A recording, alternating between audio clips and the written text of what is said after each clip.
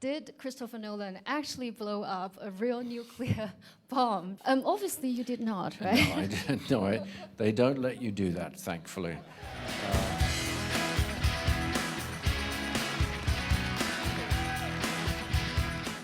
We filmed using IMAX 70mm film, which is the highest resolution imaging format ever devised. On a screen this big, it allows you to immerse yourself in the world of the character, and the frame around the image disappears, and you can just be there in the world of the characters. And so that was one of the techniques we employed.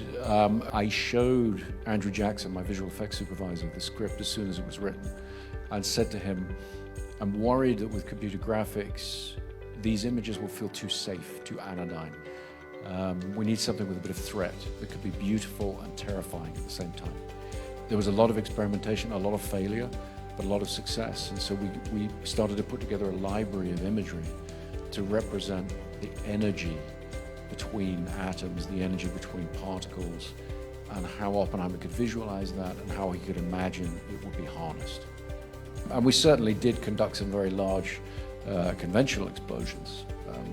What that meant was when we were out shooting in the desert in the middle of the night, reproducing the Trinity test, we had our own small taste of what that would be like, because when you do these kind of large explosions on a film set, they have to be done very safely. There's a lot of tension around those events. Everyone has to be paying attention, and you have to know exactly where everybody is, and there's a lot of communication that has to go on. And so with the countdown to that, I think for the actors, I think for myself, that tension gave us some tiny taste of what it must have been like to be there for the real Trinity test. And that informed the way in which we shot and the way in which they performed the sequence. And as I was starting to write the script, I was struggling to jump into his head. And it occurred to me to try writing the script in the first person. So instead of saying, you know, Oppenheimer came in the room, Oppenheimer sat at the desk, I would say, I came into the room, I sat at the desk. And just doing that freed me to feel that I could sort of jump into his skin in a way. What I like about the technique and how it applies to Oppenheimer is you immediately understand and sense the difference between the two timelines. But it's not too intrusive a technique. It doesn't take away from the naturalism. Shooting color film, you're seeing things very much the way the eye sees. It's very naturalistic. You're very much in his head. The black and white stuff, we also were able to, for the first time ever, we were able to shoot on black and white film on this large format.